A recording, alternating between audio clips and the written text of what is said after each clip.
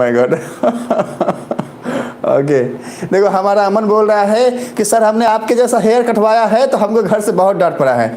बेटा आपके सर इतने लंबे चौड़े हो गए हैं फिर भी डांट पड़ती है। पापा अलग डांटते हैं, मम्मी तो बेलन लेके मारने दौड़ती है, और वाइफ तो हमको मतलब क्या बताए। हाँ तो कहने का सीधा सा मतलब है कि बहुत ही दिक्कत से जो है ये सारी बातें हो पाती हैं। कहने का मतलब ये है कि बेटा घर को देख के, हाँ घर को देख के डांट पड़ेगी तो फिर हमको भी पिटवाओगे, बोलोगे कि कहाँ से तुम काटे, नालायक कहेगा कहाँ से तुम सीखा ये सब बात, हाँ ऐसे बाल काटते हैं। तो बोलोगे एजे सर बता, एजे सर काटे हैं, तो बोलेंगे तुम्हारा एजे सर लफंगा है, इसको हटाओ और इसको पीटने के लिए सर हमको आ जाएंगे। बोलेंगे अरे मास्टर तुमको पैसा हम पढ़ाने के लिए देते हैं बच्चों को मैथ और साइंस, और तुम ऐसे ऐसे ऐसे बाल काटता है। हाँ तो फिर दिक्कत हो जाएगा बेटा। हाँ ऐसा मत करना, हमारा नाम मत लेना, चुपके से जो करना चुपके से करना। बच्चे इधर आ जाओ, देखो सुनो टॉपिक पे आते हैं, टॉपिक को समझते हैं बच्चे। इधर आइए, देखो सुनो, कहने का सीधा सा मतलब ये है कि फ़र्क नहीं पड़ता, हाँ बहुत ज़्यादा, ठीक है, कि हम कैसे रहते हैं, है ना। हाँ तो फ़र्क इस बात से पड़ता है कि हम कैसा सोचते हैं, हमारे विचार कैसे हैं, ठीक है। तो कहने का मतलब सीधा से यही है कि हमें सब कुछ मिला के चलना चाहिए बच्चे। घर के अंदर में अगर अलाउ नहीं है तो मत कटाओ। हाँ हम भी जब आपके एज में थे तो नहीं कटाते थे, हाँ अभी जब बड़े हो गए हैं तो कटाते हैं। चलो आइए टॉपिक पे आते हैं सीधा, है ना। तो टॉपिक हमारा क्या कहता है, टॉपिक हमारा यही कहता है, चलो दनिया बनकर किसी को डुबाने से बेहतर है कि जरिया बनकर किसी को बचाया जाए। और मगर हमारा अमन पूरे शायराना अंदाज में है और ऐसा शायरी बोला है कि हम ही को बाउंस हो गया है। दरिया मतलब क्या होता है बेटा, हम थोड़ा मतलब भूल गए हैं। किसी को डुबाने से बेहतर है जरिया बनकर किसी को बचाया जाए।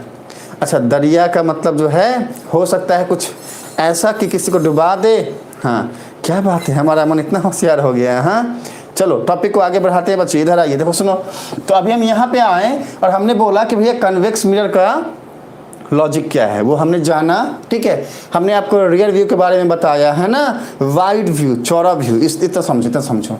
अब क्या कहता है, कहता है कि भैया एक convex mirror used for rear view on an automobile has an radius of curvature. इसको समझिए बच्चे, देखो सुनो, अगर ये हमारा कन्वेक्स मिरर है तो हमने बताया है बेटा ये किसी न किसी स्फीयर से कट किया गया होगा, मतलब वो कुछ इस तरीके से रहा होगा, ऐसे कुछ रहा होगा, मतलब इसका एक सेंटर आया होगा, एक सेंटर इस सर्कल का एक सेंटर आया होगा। मान लो ये है, हमने बोला भैया तुम सेंटर हो, और हमने बोला इस वाले मिरर का तुम एमएन अपार्चर हो, और इसका जो मिड पॉइंट है ये तुम हो पोल हो, ये पोल हो, बोल दिया पोल हो, ठीक है। पोल है हमारे पास, सेंटर ऑफ कर्वेचर है हमारे पास, इन दोनों का जो मिड पॉइंट होगा इसको हमने बोला तुम फोकस हो।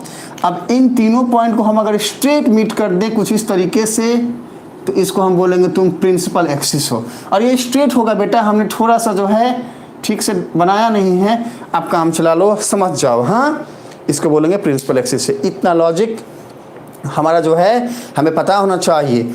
अभी क्या कहता है कि भैया ये पोल से ये सेंटर ऑफ कर्वेचर के बीच के इस डिस्टेंस को समझिएगा ध्यान से, हम रेडियस ऑफ कर्वेचर बोलते हैं, मतलब कैपिटल आर से रिप्रेजेंट करते हैं बच्चे। इस पोल से ये फोकस के बीच के इस डिस्टेंस को हम फोकल लेंथ मतलब स्मॉल एफ कहते हैं बच्चे।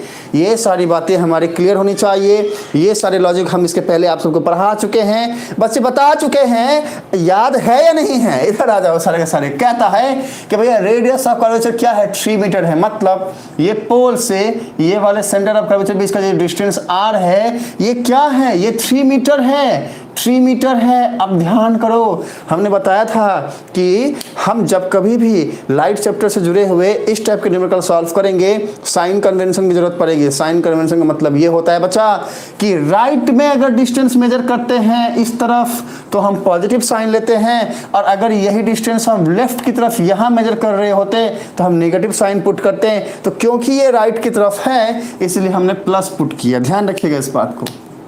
एक बार डायग्राम बन गया अगर तो फिर सारी बातें तो आराम से हो जाएंगी। यहाँ पे क्या लिख सकते हैं, हम सीधा लिखेंगे कि गिवन क्या है, हमारे पास गिवन क्या है बच्चा, इसको ध्यान से समझिएगा। अरे सुनो मेरी बात ध्यान से, अगर सुनोगे ध्यान से हमारी बात को तो ये टॉपिक समझ में ना आए ऐसा हो ही नहीं सकता है।